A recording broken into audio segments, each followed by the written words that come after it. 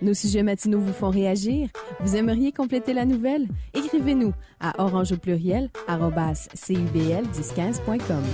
Eh bien, les 8h08, et vous savez, des initiatives pour inciter le vote des Québécois aux prochaines élections, celle du 7 avril prochain, il n'y en aura jamais trop, particulièrement chez les jeunes, entre autres, là, qui sont absents des bureaux de vote, et également dans certaines communautés culturelles qui, traditionnellement, sont moins portées à prendre part à la vie démocratique. Et c'est le cas, semble-t-il, de la communauté maghrébine de Montréal, et on va en discuter à l'instant avec notre collaborateur ici aux Oranges Pressées, Abdou Zirat, qui est rédacteur du magazine M pour le Montréal Cosmopolite. Bonjour Abdou.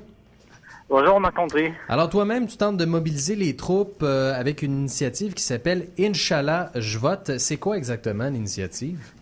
Alors Inch'Allah, je vote, c'est un appel aux Québécois d'origine maghrébine et aux musulmans et arabes, dans le but d'une mobilisation historique, je le souhaiterais, durant ces élections générales. Et qu'est-ce que ça veut dire Inch'Allah tout d'abord? Inch'Allah, je vote? Inch'Allah, c'est devenu comme une expression un peu internationale. C'est un peu comme marhaba, salam alaikum, shukran.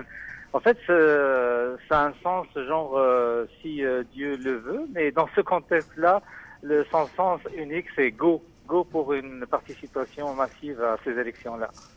Et ça se transpose comment concrètement sur le terrain? Écoutez, ce que je souhaite, c'est, moi, j'appellerais ça donc une mobilisation durant ces élections, pas seulement le jour du vote. Donc, ça comprend l'inscription aux listes électorales, prendre le part au débat, interpeller les candidats chacun dans sa circonscription, participer au meeting, motiver les amis, les proches. Par exemple, pour ceux qui n'ont pas encore la possibilité de voter, ils peuvent faire du bénévolat dans des bureaux de comté et participer au débat aussi dans les médias sociaux. Et voilà, dont le but, en fait, c'est de se faire entendre et d'exprimer démocratiquement son choix.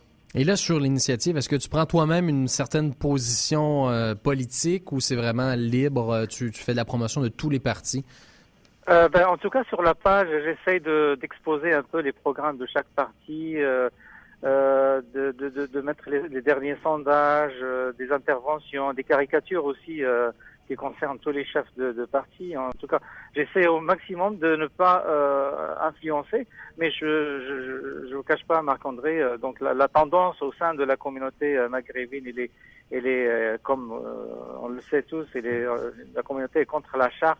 Donc automatiquement, elle est très critique vis-à-vis du PQ.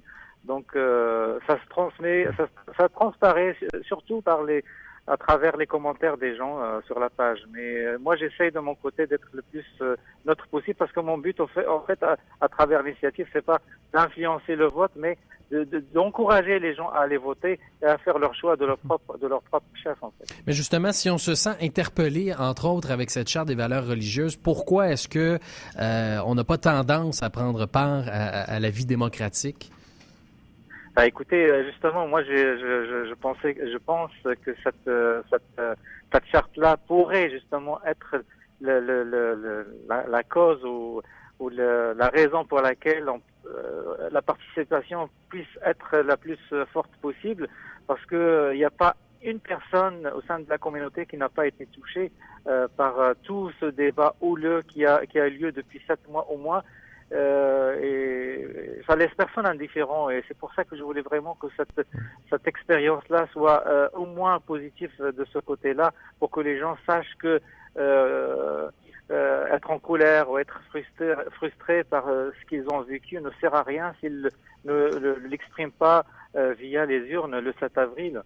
Et est-ce qu'il y a une certaine influence culturelle des pays d'origine, par exemple, qui justement pourrait expliquer qu'on ne prend pas part autant à une vie démocratique?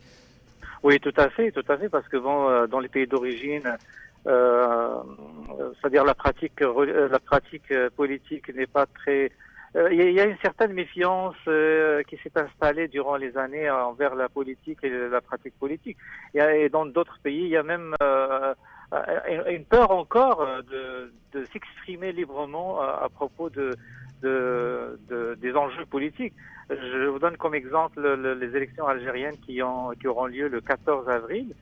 Ici même à la communauté algérienne, j'ai fait l'expérience de demander à des gens de s'exprimer sur l'enjeu. J'ai eu beaucoup de réticences. Et pourtant, ils sont en Amérique du Nord. Alors, beaucoup ne veulent pas se mouiller à ce niveau-là. Et donc ça vient de là. Mais une fois installé ici, je trouve que la mission se continue. Et en plus, moi, je regrette également que les gens soient plus branchés sur les chaînes de leur pays d'origine. Et c'est comme s'ils vivent deux réalités différentes, une réalité dans leur pays d'origine et la réalité d'ici. Et je remarque que souvent, elles délaissent la réalité immédiate qui les concerne, qui concerne leur vécu, leurs enfants, leur job, et s'intéressent à ce qui se passe dans le pays d'origine. Mais en fait, dans leur pays d'origine, ils ne sont pas considérés comme des citoyens à part entière parce qu'ils ne peuvent pas pratiquer. Ils leur disent qu'ils ne connaissent pas la réalité.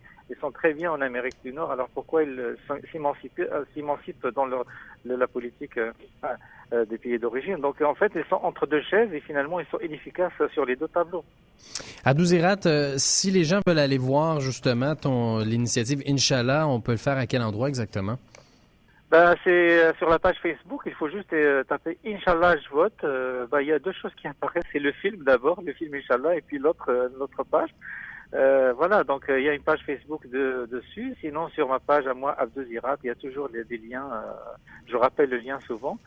Et voilà, et il y a juste une dernier point que je voulais soulever avec toi, Marc-André, c'est que, Inch'Allah, je vois, ça a une connotation un peu religieuse, mais le but n'est pas anodin, la raison n'est pas anodine, parce que je voulais aussi que le discours religieux ne reste plus l'apanage des religieux. Je voulais que l'islam, de plus en plus, s'apparente à la pratique citoyenne, à l'ouverture, au bénévolat, à la modernité, et vraiment à l'amour aussi pour le Québec. Donc c'est pour ça que je voulais vraiment envoyer ce message-là, comme quoi les musulmans ici au Québec doivent se réapproprier leur religion, qui est une religion de paix, de tolérance et d'amour. Voilà.